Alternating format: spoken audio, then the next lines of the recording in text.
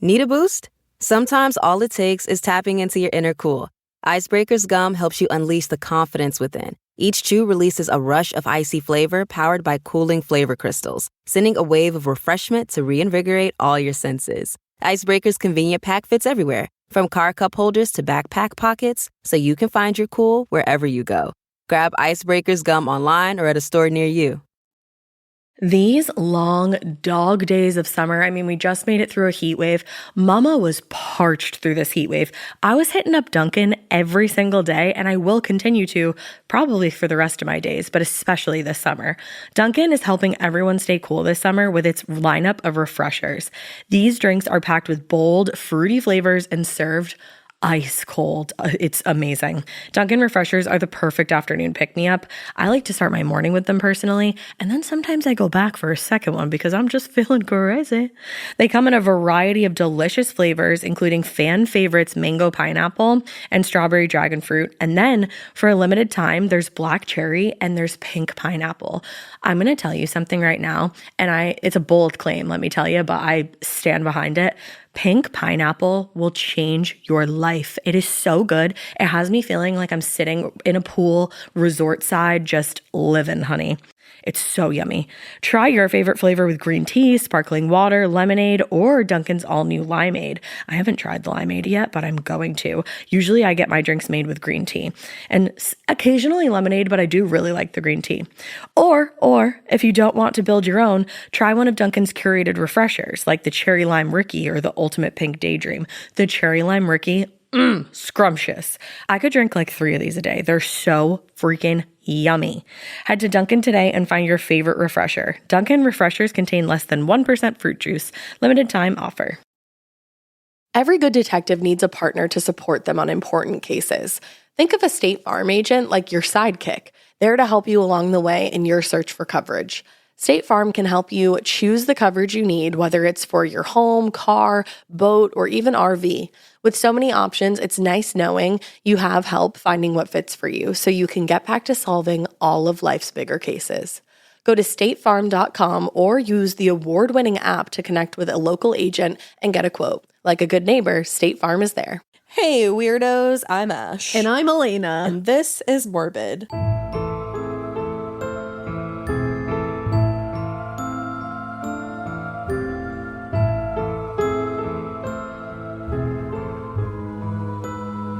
This is Morbid. I hate carbonated water. Were you making fun of me? No, unintentionally. Were you making fun of me? I wasn't. I just took a sip of this water that I just found in the fridge, which was really bold of me. It was really old of me. No, bold. Like old people just find. I mean, old people do just be finding things in the fridge, so fair enough. That's very aged of me.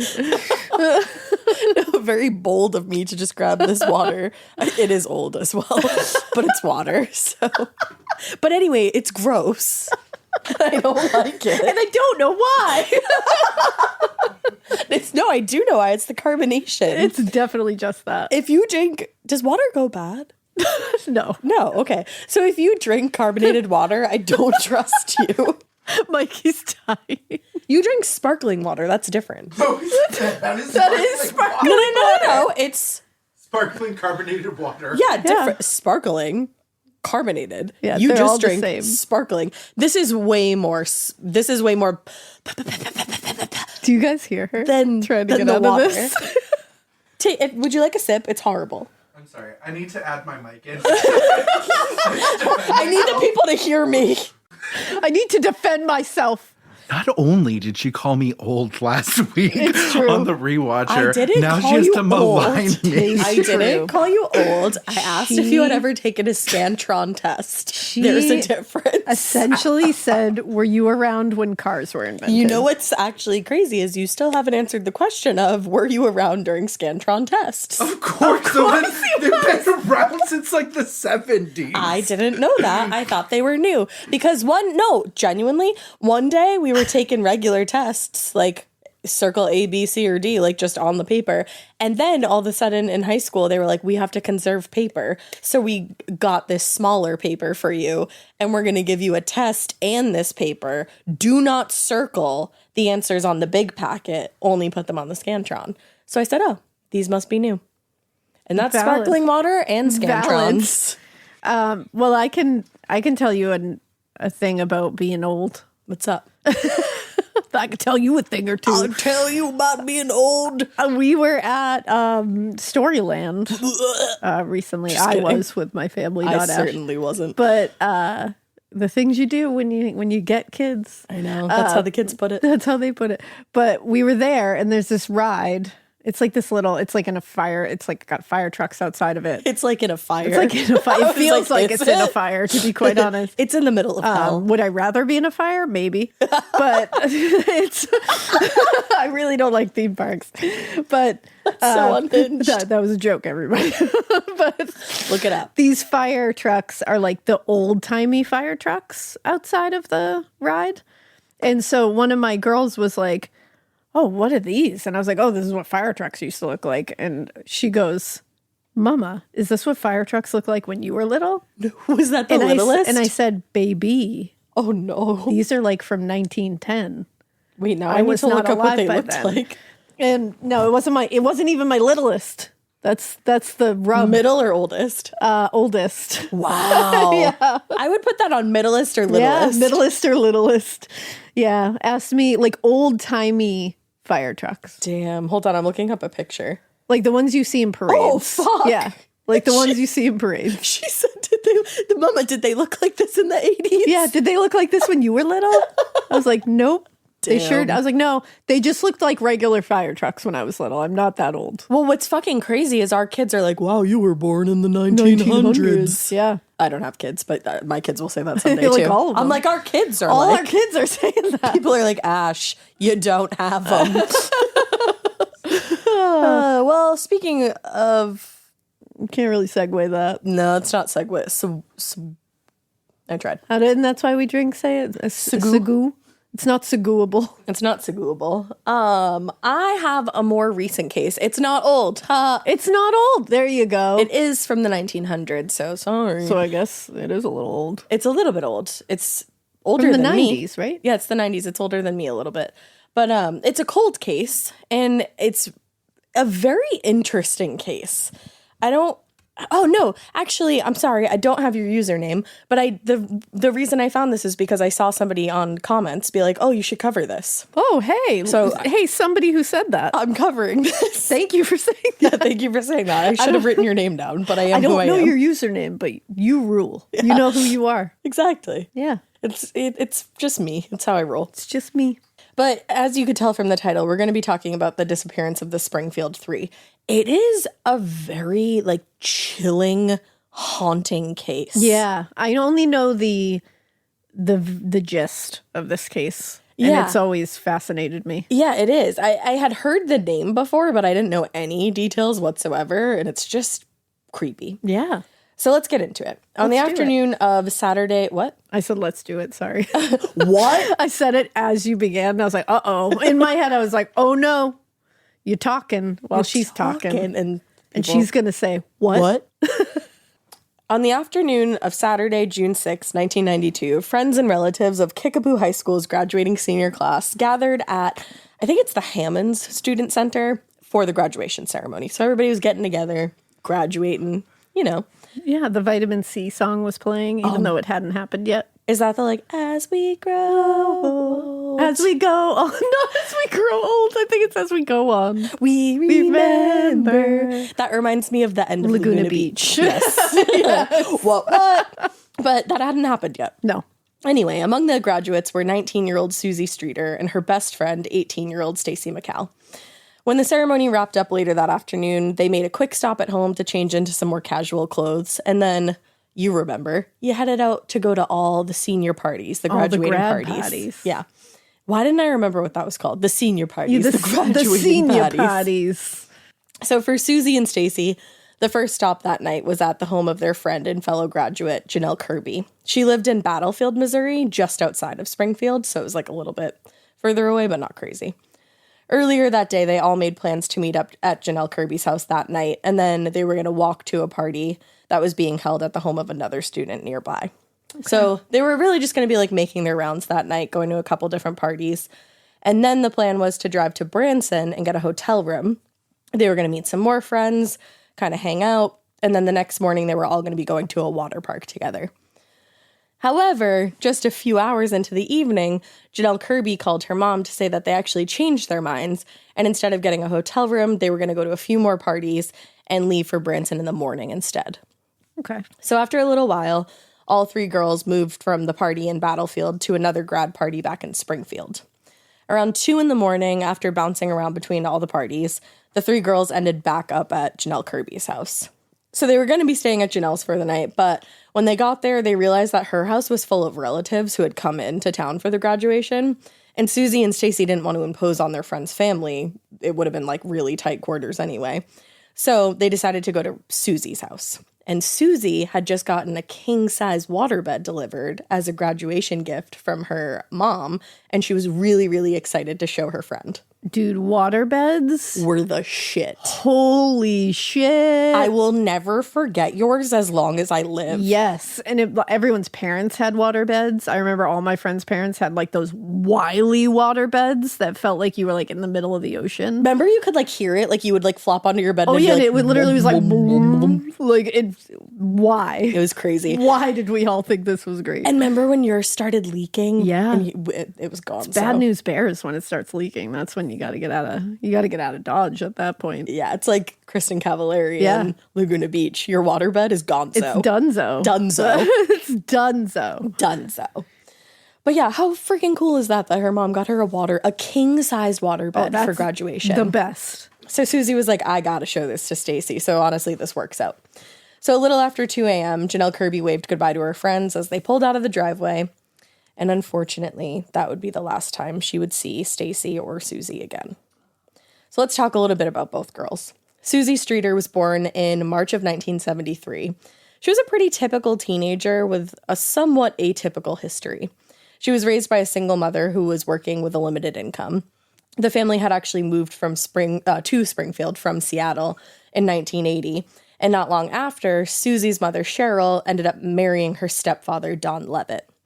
Their relationship lasted 9 years, but they ended up getting divorced in 1989. And according to friends, Suzie, quote, seldom talked about her father or her stepfather, who had left town after the couple divorced and hadn't been heard from since.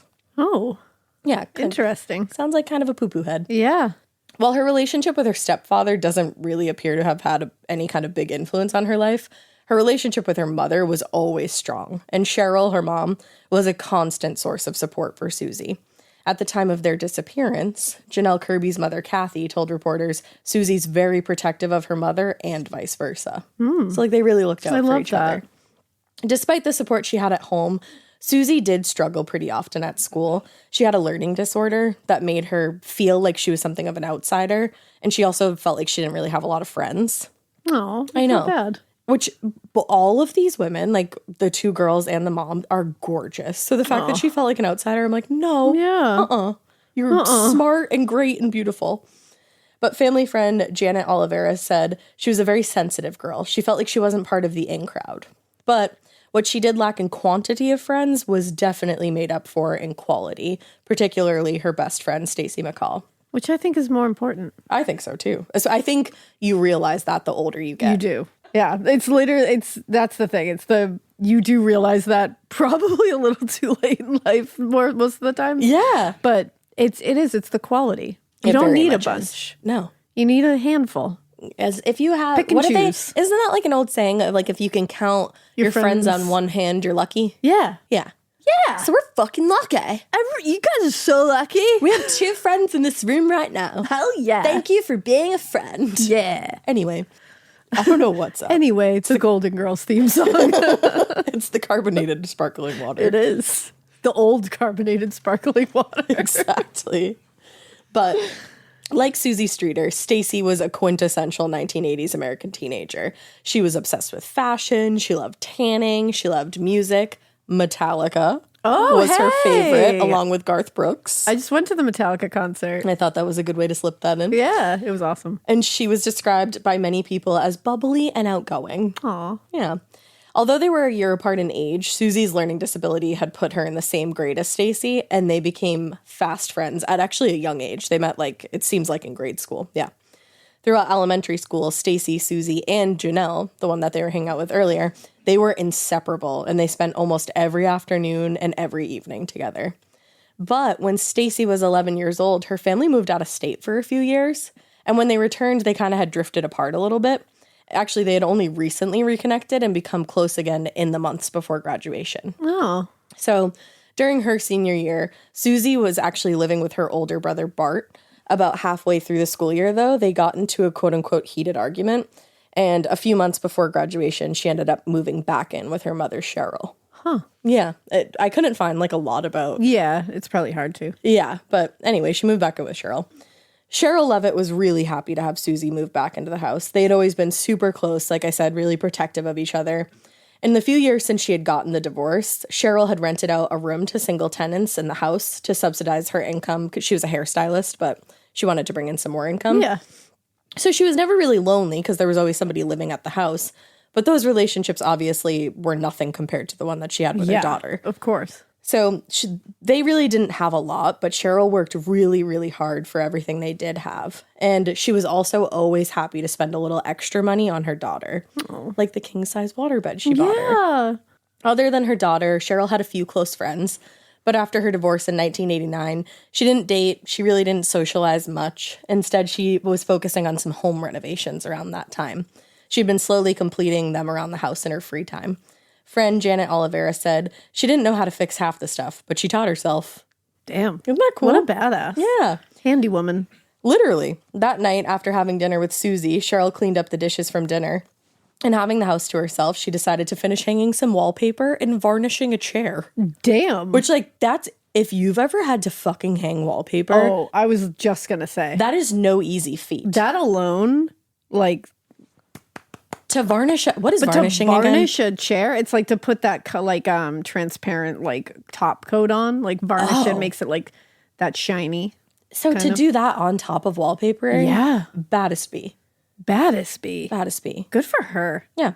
So she was working on that night. A little after 11 p.m., she called a friend and they talked about the projects that she was finishing, and then presumably she went to bed. The next morning, Suzie and Stacy, like I said, made plans with Janelle and several other friends to go to that water park over in Branson, and they were all going to meet at Janelle's house in the morning. But when morning came, Suzie and Stacy just didn't show up. Janelle said, "I started getting worried because Stacy, she's so responsible, and so is Suzie." So a few hours later, when they still hadn't heard from their friends, Janelle and her boyfriend Mike Henson decided to go to Sherill Streeter's house to make sure everything was okay. The first thing that Janelle noticed when they arrived at the house was that the glass globe on the porch light had been shattered, and there was glass scattered across the front porch. The bulb itself, it was intact, but the globe around it was completely broken. Yeah, that's creepy. Super creepy. Especially because the bulb was intact. Yeah, I really wonder if it was unscrewed a little bit though, in The Strangers. Yeah, if they smashed the globe to get to the thing. Yeah, that's all I could think of. Yeah. Or I don't know if it was just smashed in some kind of struggle. Yeah. But anyway, Janelle remembered that, quote unquote, as a favor to Susie's mom, her boyfriend Mike grabbed a broom and swept up the glass and dumped it in the garbage. You would not think anything of that. No. In hindsight, investigators believe that the broken glass could have contained some kind of important clue. But at the time, Mike was just concerned that somebody might cut their foot or get cut somehow. Yeah. So he threw it away. But unfortunately, he potentially did throw away valuable evidence. Without having any idea. Literally completely unknowing.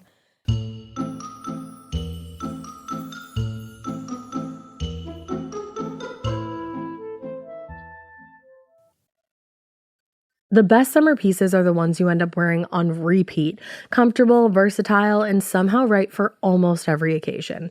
Quince makes it easy to create a summer wardrobe that you'll love, with elevated essentials made from premium materials like European linen, organic cotton, and washable silk, without the traditional retail markup. I love that! Quince's 100% European linen pants, dresses, and tops are the pieces that you absolutely will reach for all summer long. I Absolutely love their linen.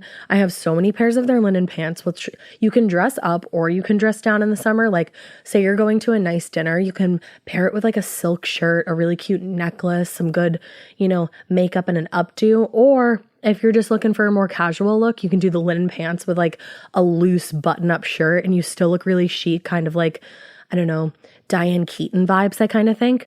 Also, it's not just apparel.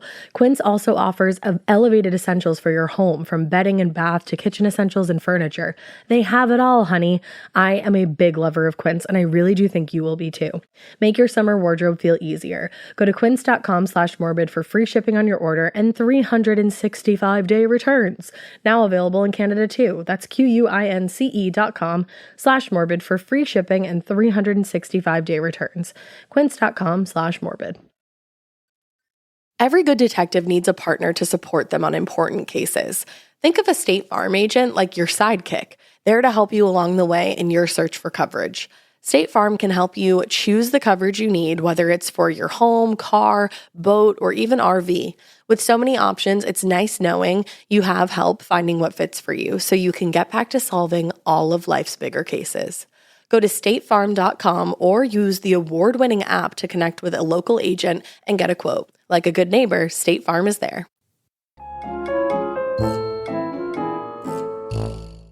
As far as Janelle could tell, everybody's cars were still parked in the driveway. And when she peered into the living room window, everything looked normal. But she was like, what's going on? Like, they were supposed to meet me. Did they oversleep? So she tried the front door and she found it unlocked. And she cracked the front door. And when she did, Susie's dog, Cinnamon, started barking and appeared to be in a pretty agitated state, only calming down when Janelle opened the front door further and he recognized Janelle, like he knew who she was, so he calmed down. Yeah. Janelle said she started to yell to them, calling out to see if anybody was in the house, but the house was completely still, completely quiet. She got no response. Ooh, that's chilling. Yeah. So to Janelle, who had been in the house countless times, nothing seemed out of the ordinary other than the fact that they didn't seem to be home. But there were a couple things that did catch her attention. Susie's bedding had been pulled back, like somebody had slept in the bed. All the purses of all three women were piled on the steps leading to Susie's room. Huh. And Suzie and Cheryl's open cigarette packets were on the counter. The two were said to be pretty heavy smokers, and they didn't go anywhere without their packs of cigarettes. So this was already like... So that was weird, definitely. Yeah. So as they were walking out, the phone rang. The home phone. That was when people had them. The landline. The landline, if you will. And Janelle ran to answer it, hoping that it might be her friends. But the voice on the other end of the line was a man, or at least a male. And Janelle would later describe the caller as sounding like a teenager. The caller immediately launched into just like a barrage of offensive comments and sexual innuendos. What the fuck? So she hung up and they left the house. That series of events is so creepy. It's so creepy. And they found out later that Sherill and Suzie had been getting calls like that. Really? Yeah, like just yucky prank calls is what they thought they were. And still, like, it's nobody's really sure if it connects to the case or it was just like a separate, like, gross thing happening. Coincidence. So finding nothing like super alarming at the house, obviously it's alarming that they're not there, but it doesn't look like there's a sign of struggle beyond the glass. Janelle and Mike decided to stop by their friend Shane's house, hoping that the girls maybe got confused about the plan where they were supposed to meet and were there. But when they got there, Shane said he hadn't seen them, he hadn't heard from them, nothing. So they were kind of frustrated and ended up going back to the Streeter house and found it exactly as they left. So they set out to look for the girls around the neighborhood, thinking maybe they walked somewhere to get lunch, something like that. At the time, remember, these are like 18-year-old kids who just graduated high school. Yeah. It didn't occur to Janelle or Mike that something could be super, super wrong here. No, because especially at that point, you think you're invincible. And all your friends are too. Exactly. Nothing bad can happen. And it's just like, oh, like something weird must be going on. But we'll figure it out. Yeah. So around that time, Janelle was walking through Sherill Streeter's empty house. Stacy's mother, Janice McCall, was getting irritated that she had not heard from her daughter since the previous night. She called to say there had been a change of plans and she would be staying at Janelle's house because at that point they were still going to be staying there. Okay. So Janice called the Kirby house and asked to speak to her daughter, assuming that the girls maybe just got a late start. Yeah. But Janelle's sister explained that Stacy and Suzie hadn't actually stayed there the night before because the house was so crowded. And as far as she knew, they had actually gone back to Susie's house. So Janice is frustrated because she's like, okay, Stacy didn't call me and tell me this. Yeah, I'd be frustrated. And I'm trying to track her down. So she called Susie's house and left a message on the answering machine, instructing her daughter to call her back as soon as she got the message. A few hours passed, and Janice McCall was finally able to get a hold of Janelle Kirby, who told her that they had gone by the house and they couldn't find Stacy or Suzie, or for that matter, Sherill, anywhere. So Janice placed several more calls to the Streeter house, just leaving increasingly frantic messages like, why aren't you calling me back? Where are you? You need to call me. A short time later, she got a call from the mother of one of Stacy's other friends, informing her that the girls' cars and purses were actually still at the Streeter house. So now convinced that her daughter was just being irresponsible and maybe like she like slept in or, you know, yeah, exactly, blowing her off, she called her other daughter and together they grabbed the spare car key and drove over to the house. The plan was for Stacy's sister to drive Stacy's car home and Janice would grab her purse, effectively leaving her daughter just like confused and stranded. Janice said, I was going to let her look for her car and clothes. I thought, that serves you right. You didn't let me know anything, and I won't let you know. It was the 90s. Exactly. So she might have been angry with her daughter on the way there, you know, when she left for the Streeter house. But by the time she reached the house, that anger turned back to worry. Oh, I'm sure. In the several hours that had passed since Janelle had first checked on her friends, the Streeter house had filled up by this point, with concerned friends and families all looking for signs of Suzie, Stacy, or Sherill. As Janice went through the house, the same signs that seemed odd to Janelle were now concerning. Like, she was like, what the fuck? Because now it's turning into like more time has passed by. Other people are worried. Yep. Yeah. And not only had they left their cars and their purses behind, but Stacy also left behind some of her clothing that she'd been wearing the night before and her migraine medication, which she always had with her. Honey, you're not going anywhere without that. I thought of you. If you have migraines, I have Excedrin migraine with me literally 24/7. It was still in her purse. Yeah, and that's not good. Janice was like, there's no way she would have gone somewhere without that. And there's no way they would have gone somewhere without their purses.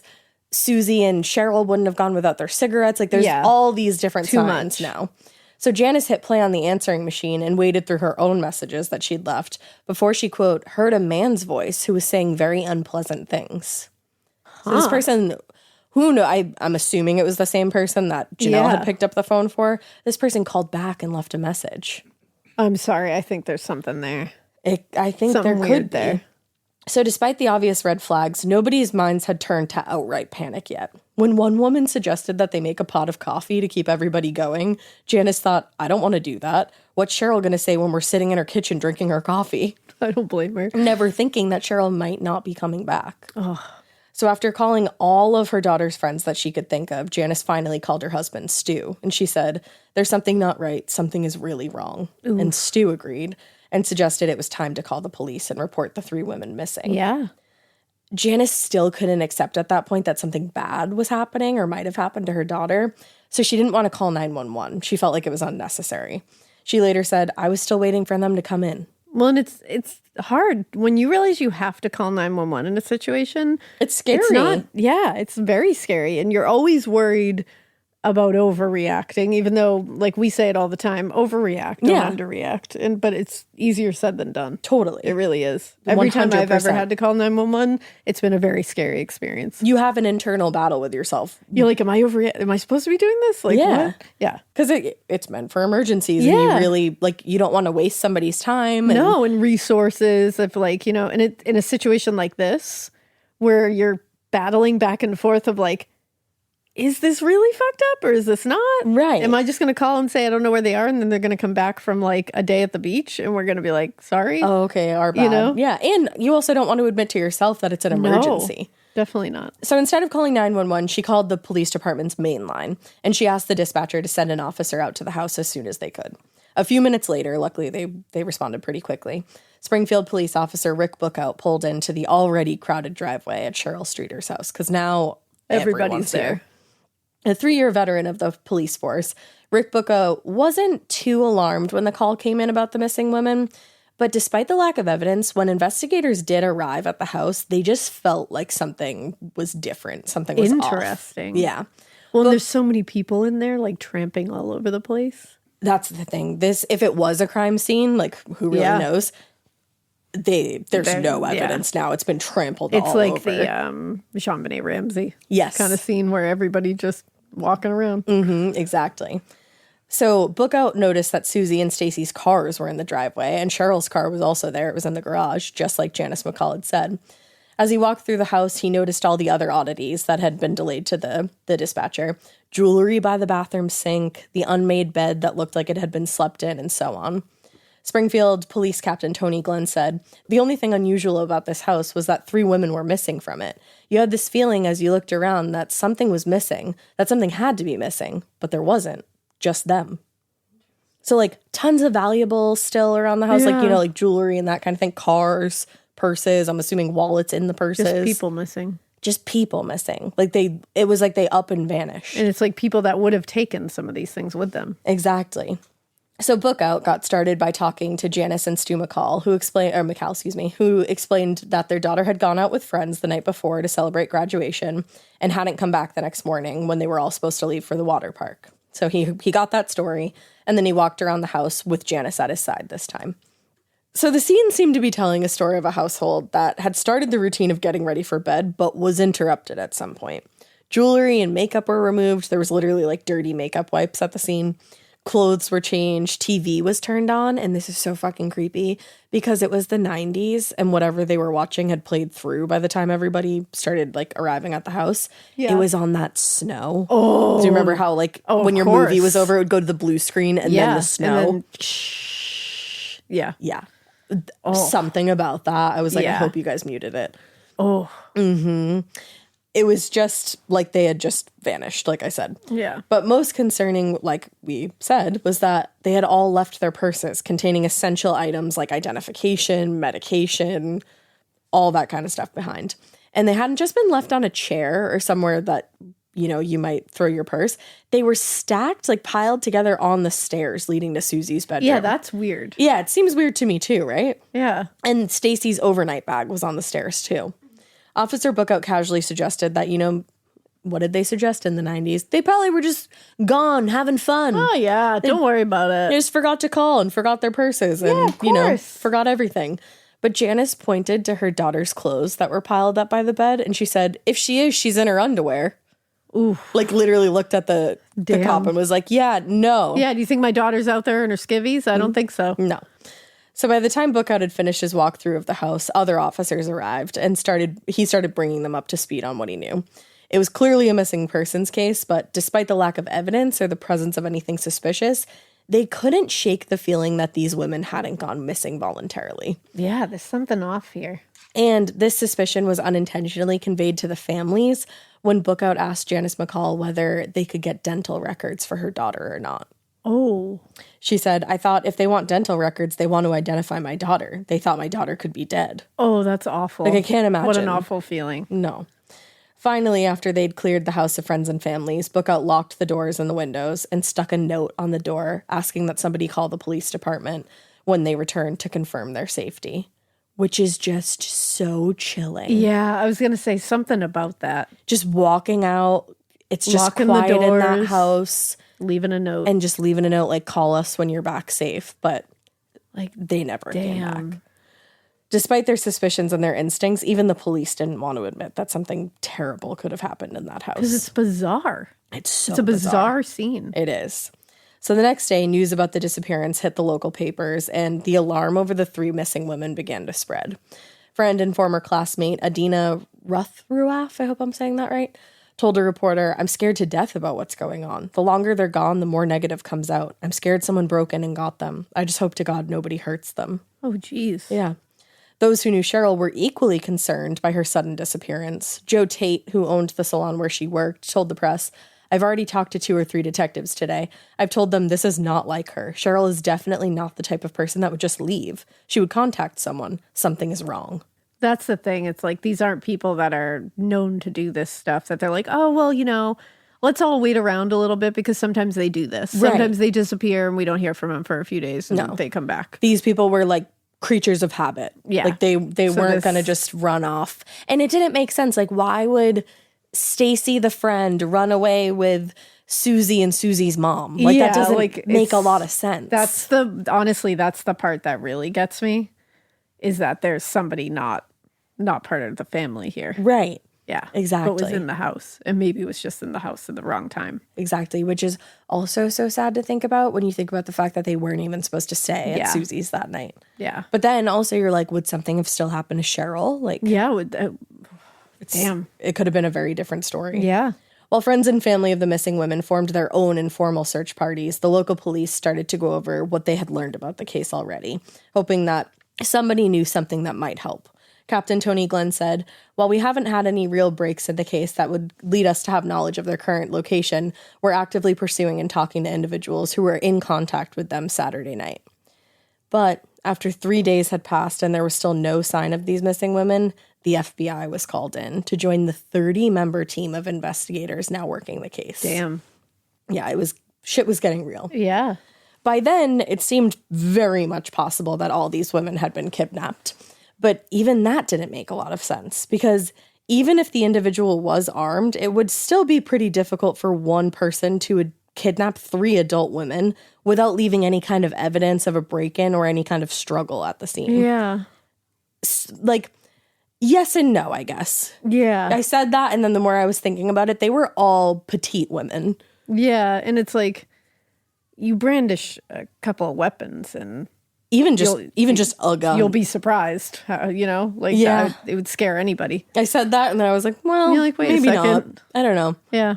It is hard to believe that nothing would have been like knocked over or like, Yeah. you know what I mean? And the leaving, like the purses on the stairs in like a line. Like Yeah. when did that happen? If it's one person trying to corral 3 adult women, Yeah. he's not gonna have time to do that. No. Like there's strange things. Yeah, it's just weird. Like, And why was that thing broken? yeah, why was the globe around the porch Did he light mean broken? did this person, if this was somebody, did they mean to break the light too? But they just smashed the globe and thought they broke the light and maybe just loosened it? Or, and this is like such a dark thought, it's awful, but I was thinking like, was somebody carried out kicking? Oh, maybe. Like maybe they had a hand over their mouth so nobody heard them screaming, they but like were they kicked the kicking or globe. like thrashing? Yeah, maybe. But then you would think that maybe there would be somebody blood. would hear something or blood or Yeah. yeah. I don't know. This case is like, Yeah. it gets your brain going. It really does.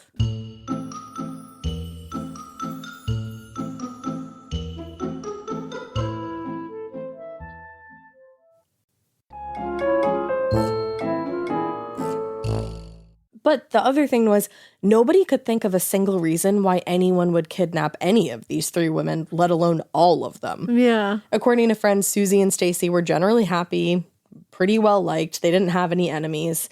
The same was true of Sherill, who was described as a, quote, reliable, dependable worker. But maybe it was unless it's a stranger. Which it could be. Yeah.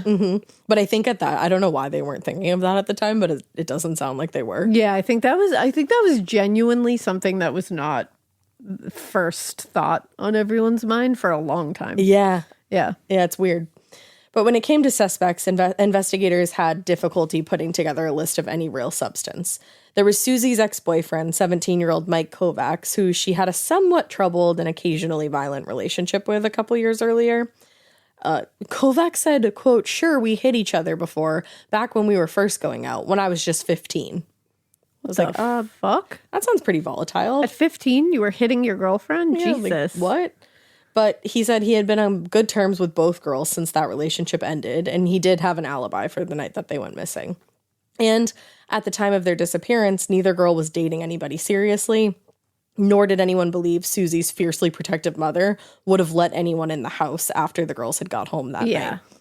Janet Oliveira said, "If Suzie got a phone call after 10 o'clock at night, Sherill didn't even allow her to answer it. So I know she would never let her answer the door after 10, especially at 2 a.m. Yeah. Eventually, investigators started administering polygraph tests to the men in Suzie, Stacy, and Cheryl's lives, hoping that maybe one of them might produce a lead. Bart Streeter, Suzie's brother, and Cheryl's son said, "I was upset with it, mainly because it's my mother and my sister, and I love them more than anything in the world." And while he might have been upset, he did give in to a polygraph examination because he was willing to do whatever it took to get his family and Stacy back. Yeah, I mean, he just said that, I love them more than anything in this world. Of course I'm going to do that. He's like, it's pretty shitty, but sure. Yeah. He said, You know that feeling when you come home late from work and those puppy dog eyes just pierce right through your soul? Or when you're packing for a trip and your cat refuses to leave your suitcase? Yeah, we've all been there. Pet parent guilt is real. And you know what? It's completely normal. That's exactly why Hill's Pet Nutrition exists. They understand that being a pet parent means being human, with all of our imperfections and daily juggling acts. Hill's science-led nutrition helps you give more love than humanly possible. Whether it's those long work days or trying to balance attention between multiple pets, Hill's Pet Nutrition gets it. They've created science-based nutrition that supports your pet's lifelong health so you can feel confident even when life gets hectic. Because you're only human, there's Hill's. Science does more. Ready to let go of the guilt? Find the right food at hillspet.com/podcast. That's hillspet.com/podcast. Do you remember in school when you just knew that your teacher had a favorite of everything? They would always use the same blue dry erase marker when they wrote on the board, or they would talk nonstop about their favorite element during science. I had a teacher once that literally had a favorite brand of marker. She would only write with specific markers, and if another marker ended up in her classroom, she was TO'd. And honestly, I was probably her favorite student because at the end of the year, I got her that specific brand of marker. Let's talk about their real favorite thing though, their favorite tissue brand. Kleenex. According to Teacher List, they are the #1 facial tissue trusted by teachers. Kleenex Ultra Soft tissues are silky soft to help prevent skin irritation, and now you can take them anywhere with Kleenex Snap and Go. I absolutely love Kleenex Snap and Go. It's so perfect to have that in your car. I had a cold last week and I was just, honey, my nose was a faucet. I hate to do this to you, but it was disgusting. Drew literally came out of our garage with like 15 of the Kleenex Snap and Goes, and I put those in my glove compartment, and honey, they were easy access. It was so nice knowing that I didn't have to blow my nose into like an old wrapper that I had. Ew. So do the best thing for your kids' teachers and stock up on the ultimate classroom favorite. Maybe it'll make them their teacher's favorite student. They definitely have a favorite. Don't even get me started because, again, you know it was me. For whatever happens next, grab Kleenex. I think what the police are trying to do is right. I've spent as much time as I can at the department. The emotional thing is incredible. Wow. In the end, he passed his polygraph exam, and so did the other young men that investigators tested, leaving them no closer to finding these 3 women. Wow. After a week, investigators had made 0 progress on the case, and the families of the missing women had started to accept that somebody might have taken their loved ones, and most likely had. Friends and family had spread out across the city to distribute more than 20,000 missing persons flyers. Damn. Which are still around in the area today. Wow. Which is, again, like I said, chilling, haunting. Yeah, truly. It like gives you goosebumps. And while friends and family were doing that, Janice and Stu McCall had started going around to all the local hospitals showing pictures of their daughter to anyone who would listen. Sergeant Mark Webb said, "In the beginning, I had every hope that we would solve this in a few days, that we'd find them, know what happened. I thought we'd get to the bottom of it. But the problem was that investigators had virtually nothing to work with. The crime scene at Sherill Streeter's house, assuming, like I said, it even was a crime scene, showed no signs of a struggle or break-in. Nothing was missing or out of place, and nothing had been left behind to indicate who took these women or where they could have gone. There was that broken glass discovered outside, but like I said, that had been thrown away, so evidence was also thrown away with it.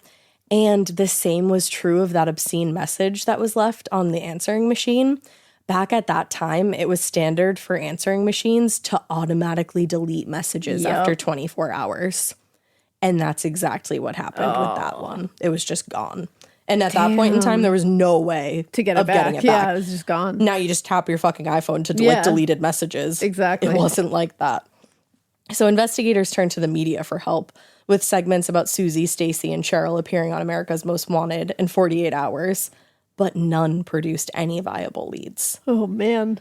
Finally, in mid-June, Springfield police got a tip about a potential suspect, and for the first time, they had a lead to chase. According to a caller on the tip line, on June 5th and 6th, a local woman saw an unfamiliar man lingering around Sherill Streeter's house. Captain Glenn told reporters this individual was totally out of place in the area. He was a transient type with no apparent reason for being there. It's something we feel is significant. That's creepy. I know, it is creepy. So investigators released a composite drawing of the suspect, which depicted a middle-aged bearded man, average height and weight, with dark shoulder-length hair and a, quote, freckled tan complexion. I feel like it's like very hard to picture this man. Yeah, I'm trying to picture this man and I'm struggling. Same.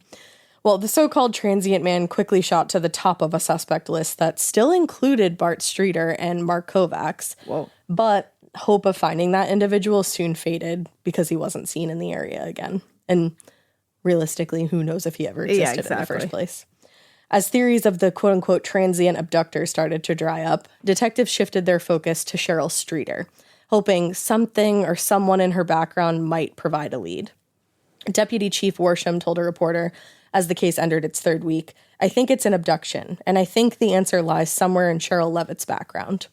Sometimes she's referred to, just so nobody's confused, sometimes she's referred to as Sherill Streeter, and then other times Sherill Levitt, because she had been divorced from Don Levitt. So people called her by different It seems last like names. Yeah, it's like both. Yeah. But since they were divorced, I most often refer to her as Sherill Streeter.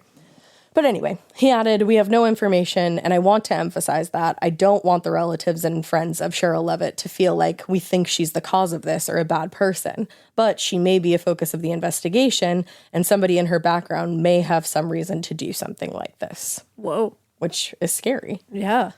Sherill had been married twice, first to Bart and Susie's father, Brent, and then to Don Levitt, like I said. Both relationships had ended in divorce. And as far as anybody knew, she actually had no contact with either man since their relationships had ended, hadn't seen from or heard from either since. According to Bart Streeter, Cheryl's second husband, Don Levitt, had left her in 1989, and literally no one even knew where he went. Damn. Which is so creepy. Like, what the fuck? Bart said, "He pretty much left my mom in debt and took off." Nice guy. Yeah. So Sherill hired a lawyer in 1990 because it seems like he left her in some kind of debt. He had like a failed business, but okay. Unfortunately, he was never found and nothing came of it. Damn. Otherwise, Sherill was said to live a relatively quiet and private life. Her friend Janet Oliveira said she was about as close to Mother Teresa as you could get. Wow. Whoever did this had to be somebody who did not know her. No one had any kind of vendetta against her. Damn. Which is even fucking scarier. It is. Like, somebody just that you have no idea Some who they stranger. are walks into your house in the middle of the night Yeah. and abducts you and your child and her friend. Yeah. So after struggling to find leads in the case, the detectives caught another break on June 24th when a waitress at George's Steakhouse, which was one of Cheryl's favorite restaurants, reported to investigators that she had seen the three missing women in the early morning hours of June 7th. According to the waitress, Cheryl, Suzie, and Stacy came into the diner sometime between 1 and 3 a.m., and she recalled Suzie was extremely giddy or maybe even drunk, and that Cheryl was trying to quiet her down. Around that time of night, George's Steakhouse was known to be pretty typically busy with a quote-unquote bar crowd, but the woman recognized Levitt and Streeter because they were regular customers, though they hadn't been to the restaurant in a couple months. One detective told reporters she seems like a credible witness, but other detectives and investigators were less convinced because a convenience store clerk in Springfield had also reported to the police that Suzie and Stacy came into his store that night a little before 2:15 a.m., and he said they seemed like they were in a hurry. But if that was true, it wouldn't have been possible for the server to have seen them at the diner because that would have put them in two places at the same time. And the report from the server conflicted with the previously established timeline that put their disappearance somewhere between 2:30 and 7 a.m. Whoa.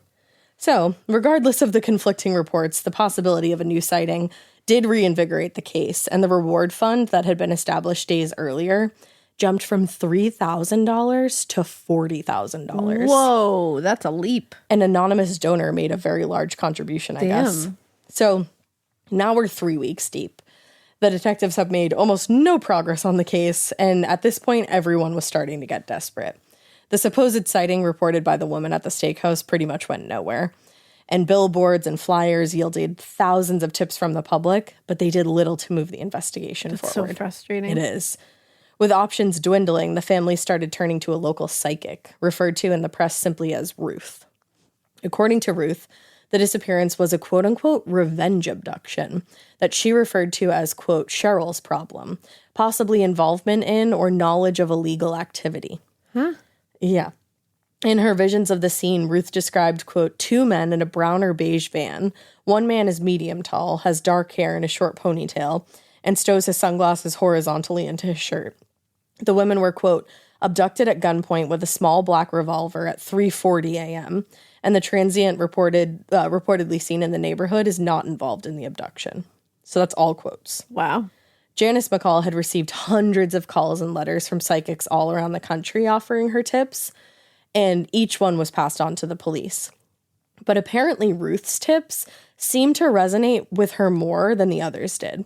Janice said, "I wish one could say, I see her now and she's all right. That's what I look for, so they give me hope." Oh, that's so sad. And the rest of the McCall family agreed that Ruth actually did seem to have more insight than the others, and they were, quote, stunned by her accuracy in describing their own private lives. That's interesting. It is interesting. You know how I feel usually about psychics entering these kind of things? Yeah, because it can be iffy. But I don't know, it's a hard one because like you want family members to have hope, and when it seems like these people actually are like the real deal. Yeah, because I've seen certain things where it's like they know so much and they end up helping the investigation. People have like solved cases before. So you hope it's one of those. You do, because you just don't want them giving people hope and false hope at that, just for it to be ripped out from under them. Exactly. We've seen that a lot. Yeah, which is really shitty. Yeah, that's just the human species being the human species. Truly, people just peopling. People gonna people. But regardless of how accurate she was about their family's private lives, it should be said that much of what Ruth told Janice McCall had actually already been reported in the papers. I mean, again, she did know things about their personal lives that they were pretty like amazed by. Okay. But the details regarding the crime had been reported on. Like her seeing a light-colored van, neighbors had already reported that. The other information she had was given to investigators who followed all of the leads, but eventually reported that, quote, none has proven helpful. Damn. Yeah. So after 3 weeks now of no progress, public demand for action had grown exponentially and was generally targeted at the chief of police, Terry Knowles. This was not the first time that he had come under attack by the press and the public at that point for perceived failures, because 1 year earlier, investigators failed to solve a brutal rape case. And more recently, the murder of an elderly woman had gone unsolved. Oh, shit. So they're in over their heads. Yeah. Jinx. In response, he took a defensive position, claiming lack of evidence and a potentially tainted crime scene were responsible for the slow progress, which, I mean, fair. Very fair. Like tons of people traipsed through there. That's very tainted. He said, "We would have looked at the glass on the front porch. That could have told us some things." He also pointed to the large number of people who had gathered in Cheryl's house and handled personal items like the purses as additional issues in the case. He said, "Whether it's a real hindrance or not, it doesn't matter. We're stuck with going in there after the fact. And yes, it sets you back." Because you also think about the fact that, like, he's saying, like, if we had been able to look at that broken glass, it could have told us something. It's like, what really could it have told you? I feel the same way. The glass specifically, I get it. It's like mentioned, and of course you have to mention it. It's a thing that happened. Of course. But it's in every outlet that reports on this is like, and who knows if valuable evidence was thrown away. I'm like, there was nothing else at the scene, so I don't know. Like, the fact that globe was smashed, the light was smashed, that's like, weird. For sure. Mention that. That's important. Totally. That could point to some foul play here, something crazy going on, for sure. And it's spooky, no matter what. Yeah. I just don't know how much it would have, the actual shards of glass were going to tell you. I completely agree. Because it's like, if somebody punched the glass with a gloved hand or something, it's not going to tell you. If they hit it with something, it's not just shattered glass. No. What is it going to tell you? And I don't know if they're like making a big deal of it because he swept up the glass, and who knows, like maybe there was like a footprint in the dirt or something, like in the dust, something like that. Yeah. Like, but maybe put it that way instead of like he threw away the glass and there was valuable evidence in there possibly. That broken glass could have told us something. It's like, what though? Yeah. Can you tell me that? Even at that point, I don't even know if they could have tested the blood. Yeah. It was like 92, so. Yeah, and he didn't see any blood, so it's like. Yeah, exactly. Yeah. Anyway, years later, several investigators would actually speak out in the press, blaming the lack of progress on Knowles himself, claiming that he micromanaged the detectives and constantly interfered with how they were performing their jobs. Well, that's not a good way to be. No. Some even claimed that he ruled out suspects others on the team strongly believed had a motive to abduct the women. Oh, shit. Greene County prosecutor Daryl Moore told a reporter, "This was clearly the most micromanaged case I've ever seen. Seasoned detectives were not allowed to use their expertise and judgment in this investigation." Oh, well, that's bad. He said, "This is the only case where that happened, and I don't understand that." Yeah, that's not good. Yeah. Knowles himself rejected the idea that his hands-on approach negatively affected the case and claimed he hadn't heard any criticism on his performance back when it was happening. And more recently, he said, "I don't recall that being an issue back then. What anyone wants to say 10 years later, I can't control that. It's certainly disappointing, and it's frustrating at the time to be doing everything you possibly can." Yeah. I think I kind of see both sides here. I was going to say, you can see both sides for sure. And I understand the want to micromanage. But honestly, sometimes you just gotta let people do their jobs. I think a lot of times people who micromanage don't necessarily realize that they're micromanaging until it's brought to their attention. It's true. And then I'm sure it's a little bit of a point of embarrassment. For sure. Then you get defensive. Yeah, I was gonna say you get defensive. Yeah.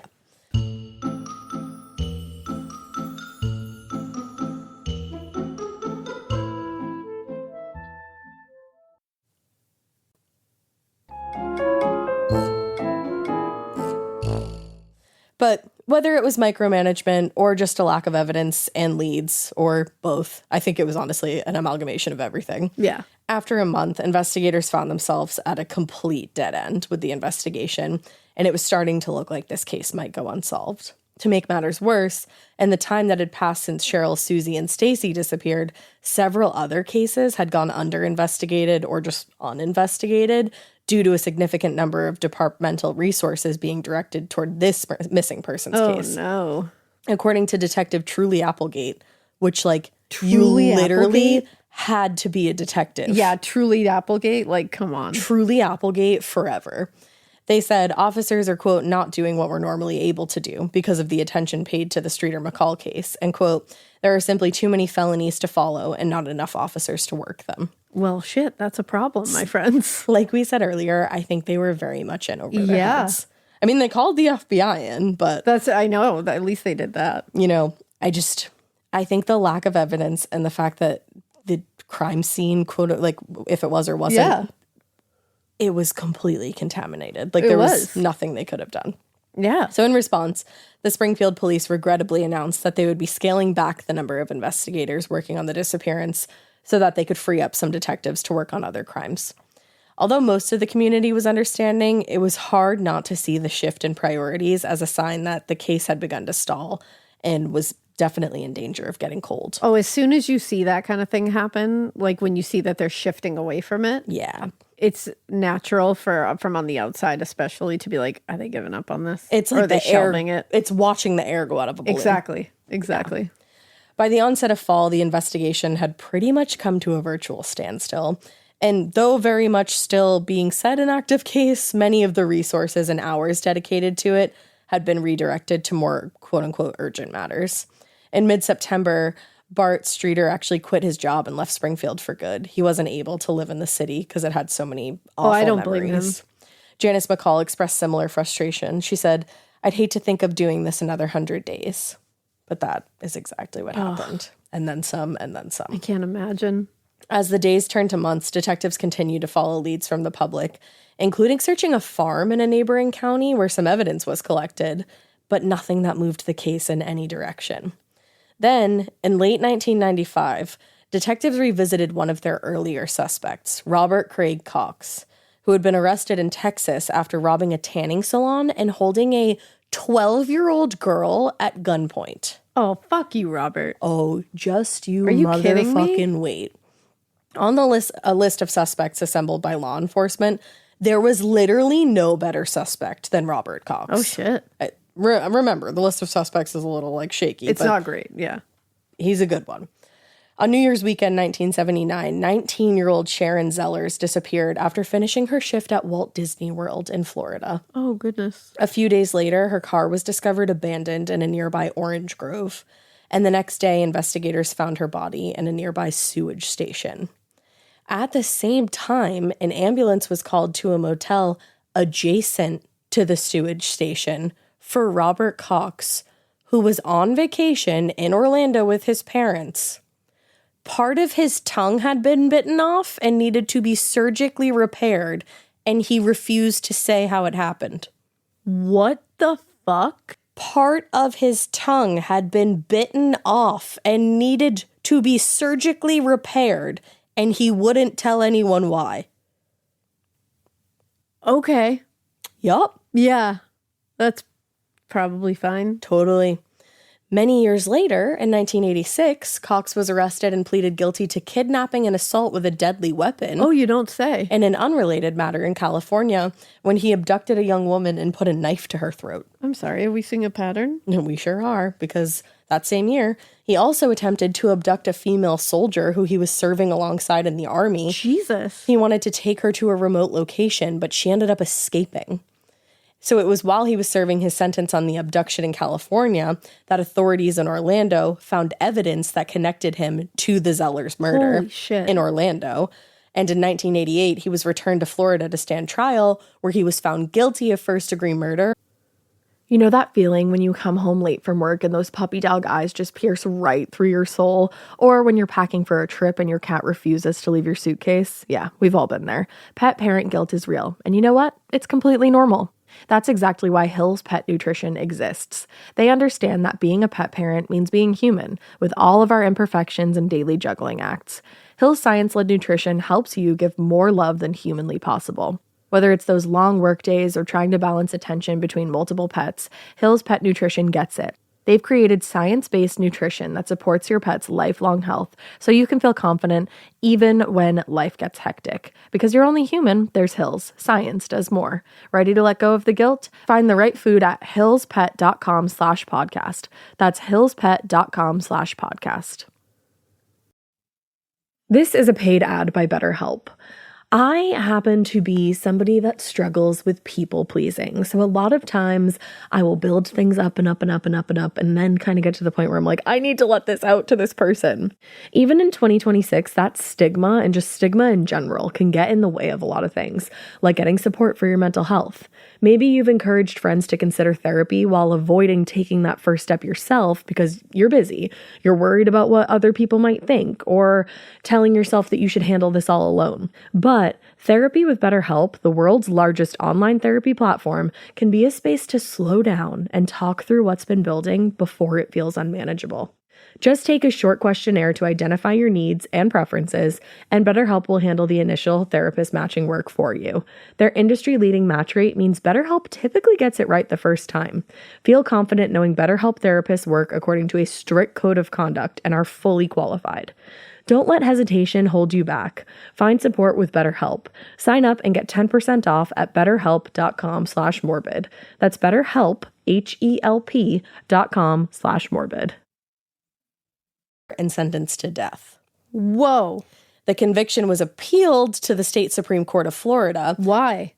The justices found that there was insufficient evidence to justify his conviction, which was ultimately reversed by the court, and Cox returned to California to serve out the rest of his sentence on the earlier charge. Holy shit. So he was cleared of the first-degree murder, but he still had to serve time for, abducting a young woman. Yeah.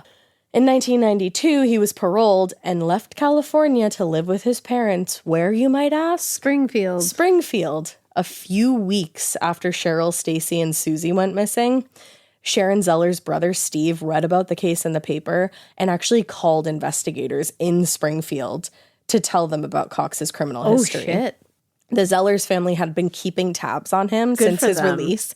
And as soon as they heard the details of the case, they immediately felt he could be a suspect. Guys, listen to them. Steve Zeller said they didn't even know he was serving parole there. Jesus. But they appreciated the tip and started looking into Cox as a possible suspect.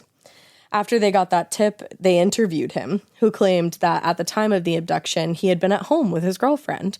And later that morning, the two of them went to church together. I literally don't believe you. You shouldn't. Yeah. With other leads and suspects to chase down, detectives confirmed his alibi with his mother and his girlfriend. Oh, with his mom and girlfriend? Yeah, just, the two closest people. Very reliable. Yeah. And they moved on to other priorities. I'm also like, this dangerous guy, like... Yeah, you're like, oh, you probably were at church. Yeah. Bye. And also his girlfriend, like, she's probably not scared of him. No. Cool, totally. So they moved on to other priorities. However, his alibi notwithstanding, Robert Cox had always been the best suspect on the list, and easily the most likely person to have committed the abduction. Yeah. Sergeant Dave Smith told a reporter in 1996, the year of my birth, "We didn't dig deep enough. We didn't feel we needed to dig deeper." Do you regret that? Those feelings changed Yeah. later when Cox was convicted of an armed robbery in Texas and sentenced to life in prison. Jesus. In the years since the abduction, several key members of the investigation team had been replaced by new detectives, and they hoped, now that he had nothing to lose, Robert Cox might be willing to share whatever information he had on the Springfield 3 abduction. On January 19th, 1996, 2 Springfield detectives went to Texas and spent 3 hours interviewing Cox in prison. But according to Captain Daryl Crick, Cox, quote, had nothing earth-shattering to say about the case. But investigators in Springfield still were not ready to cross him off their suspect list. A Texas law enforcement official said he knows they don't have anything new on him, and he's remorseful for some acts he's committed in the past. So there was still a chance that he might divulge some information. Now, despite being remorseful about his past of heinous crimes, Quote unquote. yeah, he seemed to delight in the attention from these Missouri detectives. Yeah, so I don't think he's very remorseful. No, I don't think so either. He maintained that he had nothing to do with the missing women in Springfield, yet, quote, told police enough for them to think he knew something, but not enough to incriminate himself. Guys. Yeah. For instance, in one of the many interviews they conducted with him, he told detectives that the 3 women were dead and were, quote, buried near Springfield. But when they asked follow-up questions, he just smiled and refused to say anything Oh, else. come on. He's either fucking with you completely or he's your guy. So There's nothing in between. There's literally no in between there. It's one of those two things. Their suspicions of his involvement grew considerably when, while giving testimony before a grand jury, his former girlfriend admitted that she had lied to the police when she gave him his alibi for the morning of June 7th, 1992. I'm sorry, then what was he doing? Nobody knows. If somebody had to lie for him for that alibi, ding, ding, ding. Ding, ding, ding. That, Exactly. to me, that's like, boom. Oh, 100%. Investigators continued to remain interested in him as a suspect, and they checked the places he was known to have worked at the time. But without any solid evidence against him, they couldn't move forward in any official capacity or even name him publicly at the time. The families of the victims, on the other hand, were pretty well convinced that Cox was responsible for the disappearance of their loved ones. Sherill Levitt's father, Jim Williams, was certain that Cox was responsible for his daughter's disappearance, but he died in 1997, having never seen the case solved. Oh, that always kills me. Cliff Williams, Cheryl's uncle, said, he told me, I'm sure that's the guy. I just don't know if they'll be able to prove it. Oh, Like, how sad is that? that breaks my heart. For his part, Robert Cox has always maintained his innocence, at least publicly. In 1996, he wrote a letter to the Springfield News Leader insisting he had nothing to do with the case and claimed that he, too, was a victim of the story. Shut up. Like, you're not a victim in any capacity. He wrote, I told them that I wanted closure, too. I'm tired of the harassment I've received because of my association to this case. Even in his letter, he couldn't help but toy with the investigators, though. He added, then I told Sergeant Routh if I could tell him where the bodies were, then he could come after me with an indictment and seek the death penalty. He went on to tell a reporter he could tell the press where the bodies were located, but the journalist would give him up to the police and he'd get the death penalty, so he wasn't willing to. So he's like, I know where they're buried, and I could tell you, but I'm not gonna because I don't want to get the death penalty. But I'm such a victim of this. I'm and such a sick of victim. everybody harassing me. Yeah. Shut up. And that's the thing that does lead me to believe that he absolutely is the strongest suspect, because I'm not so sure that his Florida case there should have been overturned. I'm not so sure either. And he was able to win that because he was trying to avoid the death penalty. Yeah. So he's afraid of dying, Of course. which There you go. that's what I think. Now, interviews and informal communication between Robert Cox, investigators in Springfield, and journalists continued through the rest of the 1990s, but nothing concrete ever came out of their correspondence. Come on, He just wouldn't give them everybody. anything. In 2002, detectives in Springfield reached out to him again in a letter requesting an interview, but he denied. So shitty. This is so frustrating because I'm like, come on. It gives you a strong feeling. I don't want to say Yeah. he like 100% No. did it because there's definitely not enough evidence to be 100%. But you wanna he's a talk to him more. strong suspect. And I'm like, if you know where the bodies are, just say. Yeah, just say it. There's no evidence tying you to them. Exactly. Other than the fact that you know where they're buried. But But you could just be like, I don't know. No, I knew that. I just heard. I just knew, yeah. I mean, don't make anything up, but But come on. Like, You're not going to get the death penalty for saying where the bodies are. and you know that someone can crack him. There's some Absolutely. investigator out there, there's some interrogator out there that could do it. It's This like is a guy from the 90s. You can crack him. exactly, and it's like you say, a cold case is never It's never cold. Like Don't leave it. I really want this case to crack open. Ooh, me too. I want it so bad. So over the years, the Springfield police have they still get countless tips from the public about the disappearance of the Springfield Three, as they're known, but no trace of any of the three women has ever been found, and no one has come forward with new information about the case. That's been helpful. Many family members of the missing women remain in belief that Robert Cox had something to do with their disappearance. Interesting. Cheryl's sister, Deborah, said in 2022, he doesn't deny it. It's just question mark after question mark. That's infuriating. Yeah, I would lose my mind. Cox, meanwhile, has been quiet on the subject of the Springfield Three and continues to serve his sentence in a Texas prison. While the case may have gone cold decades ago, their city has not forgotten about Sherill, Suzie, or Stacy. Like I said earlier, many of those original missing flyers can still be seen in restaurants and storefronts all around Springfield, and others have been replaced with newer versions that show aged versions of the women. Yeah. And nearly every year, a large group gets together and holds a vigil to raise awareness and keep the women in their collective memories. Good for them. Now, like we said, as of today, the case has been labeled a cold case by the Springfield Police Department. But the reward for information leading to an arrest and prosecution of the person responsible has risen now to $42,000. Wow. Anyone with information about the disappearance is encouraged to contact the Springfield Police at 417-864-1810 or place an anonymous call to Crime Stoppers at 417-869-8477. And tips and information can also be submitted online at p3tips.com. And that's capital P, the number 3 tips.com. Wow. But I just really want this case to be solved because you think of their family and their friends just sitting around wondering what the fuck Where did happened. they go? Yeah. And they don't have anywhere to go to visit them. Like, They have no closure on anything. All they have is their own imagination to come up with what could have happened here. which is way worse. Like, I'm sorry, these women didn't disappear on their own. No, there's Something no happened way. here. There's Like- no way. And I just want somebody to talk to Robert Cox again. They need to send a spicy detective in there. That's exactly what they need to do. And I'm not saying like for him to elicit a confession out of like anything wrong, but like no, just but they send need, somebody like- in there that like is intimidating. That's you nailed it when you said send a spicy detective. Spicy A detective. spicy detective who plays by the goddamn rules, but he Yes. skirts that line and Yes. is good at it. That's what you need. Trick or send good cop, bad cop that shit. Send somebody in there that makes him think, yeah, keep talking, man. Like I'm your Yeah. homie, I'm your friend. Exactly. You got to get some good cop. Play the game. You need to get some, you need to get some Mindhunter style Yes. teams in there. Yes. You got to get some tension Ford in there. Yeah. You just got to.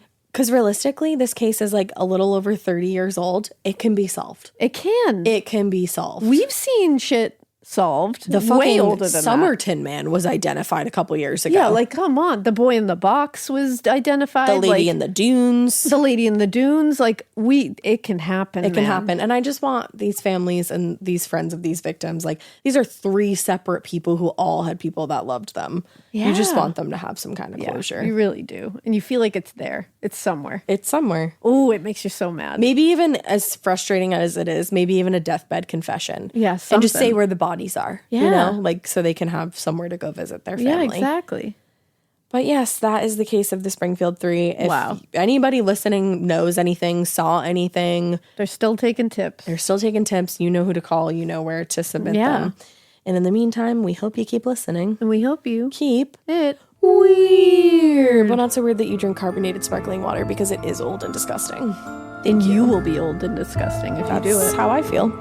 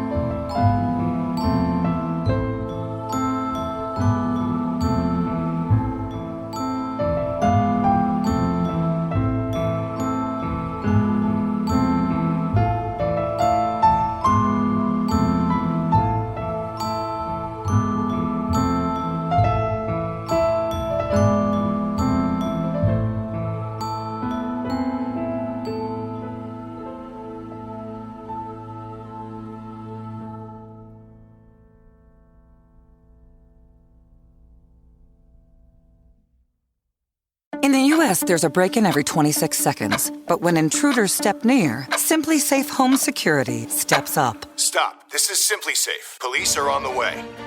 Using AI alerts, U.S.-based live agents help deter break-ins. Simply Safe, no long-term contracts. Save 50% on your new system with professional monitoring at simplysafe.com/SXM or with promo code SXM.